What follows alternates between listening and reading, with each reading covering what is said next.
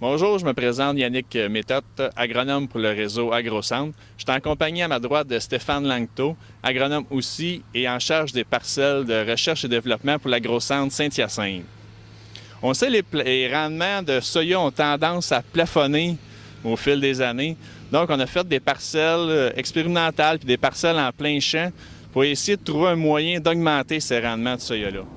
Ici, on peut remarquer la différence de croissance au printemps sur la partie qui a eu reçu de l'azote et la partie qui n'a pas reçu d'azote. On voit que le développement végétatif est beaucoup supérieur au printemps là, comparativement à celui qui a reçu aucun engrais au démarrage.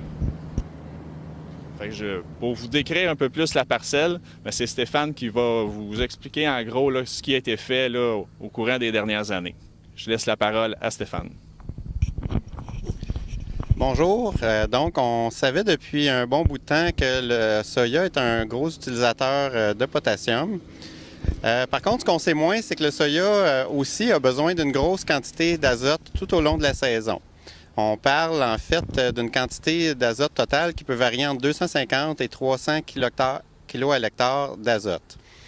Bien évidemment, on n'est pas obligé d'ajouter cet azote-là avec de l'engrais.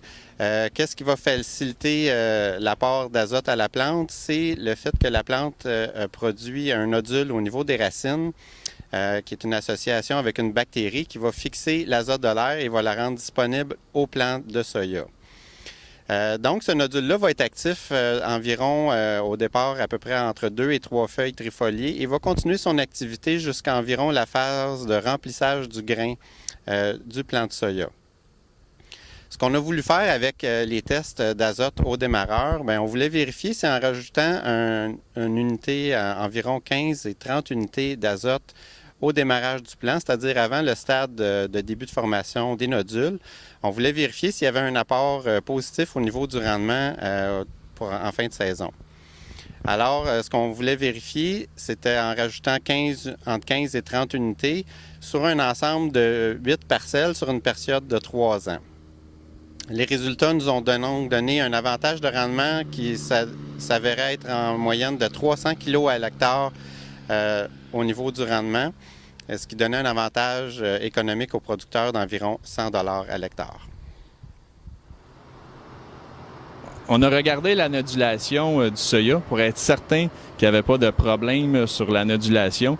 Puis en déterrant un plan comme ça, on peut remarquer là, qu'il n'y a aucun problème. Là, tous les nodules sont encore présents avec cette dose de 15 à 30 unités d'azote au démarrage.